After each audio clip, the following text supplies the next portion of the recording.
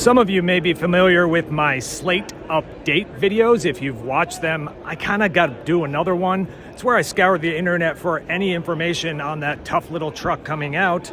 And if you have seen one of my previous episodes, you will remember the name JJE because they were identified as the manufacturer for the motor for the upcoming Slate. And here they are at a trade show that I'm at. This is the battery show and hybrid electric vehicle show. I think I got that name right. Anyway, this is a 3-in-1 motor design that they are going to be building these for Slate. They're not here to talk about that, but I happen to connect the dots on it. Anyway, this is a 300 kilowatt motor, so that's bigger than what Slate's going to get. That one there is 100 kilowatts. I'm told that it's going to be closer to this from a size format, just a less powerful version of it. So 150 kilowatts equals 201 horsepower that vehicle is going to get. They'll be building these in Farmington Hills, Michigan, and then shipping them down to Indiana, Warsaw, Indiana. And this is appropriate for vehicles of different size. C is a compact and a D is more of a midsize, including pickups. I like to think of Slate as a kind of a Jeep competitor, if you ask me. 3-in-1 means that it has a motor, that's one, a gear reduction unit, that's two, and then the third one is the inverter up here. So you can see positive and negative going in from the battery, and then it translates that into 3-phase AC. So there's no external cables on it, so it makes for a nice compact unit. So yeah, that's JJE. I'll tell you what else they're showing off here. They're showing off larger commercial motors, so this might be appropriate for like a school bus or a medium duty vehicle. And then you have a 1.5 liter 4-cylinder gas engine as a range extender. And I'll tell you what this goes into as well. So if you want to know what a 1.5 liter, I was kind of surprised how small it is. I guess I've not seen one outside in a while. You can see turbocharge.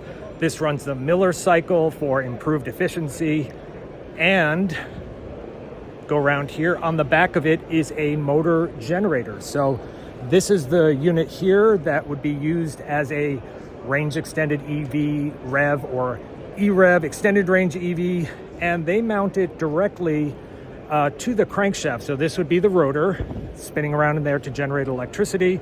And there's no kind of dampener in between. So that makes for a nice compact unit. If you want to know what this goes into, lots of Chinese cars are using EREVs with a 1.5 liter turbo engine. It's just kind of a common size over there, works well for a variety of vehicles.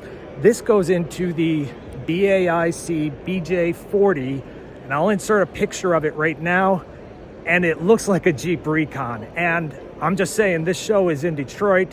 The people in Auburn Hills at Jeep should come on down here, and at the end of the show, just buy this thing, stick it in one of their Jeep Recons, and see how it works, because that would be pretty sweet if they were to offer something like that. This is a much larger electric motor for commercial vehicles, and on the back of it, what they're really promoting is the fact that it's a 2-speed transmission. So you will see some commercial vehicle operators, I think Mack Volvo, they do theirs is kind of weird. I think it's a 2-motor 2-speed, but the 2 speeds, you know, you might have one very low geared, like in a garbage truck for when you're driving around the streets and you're not going above like 10 miles an hour. And then the other gear is for all the other use, including highway. And JJE also does a variety of other things, including battery enclosures. So this is a 72 kilowatt hour battery enclosure for a commercial vehicle. This wouldn't go into a passenger vehicle. And that's what one of the modules look like. So maybe 4 modules per pack. But they also do smaller enclosures. They're not a cell manufacturer, but they provide electric vehicle solutions. And that's an overview of their booth. Whoa.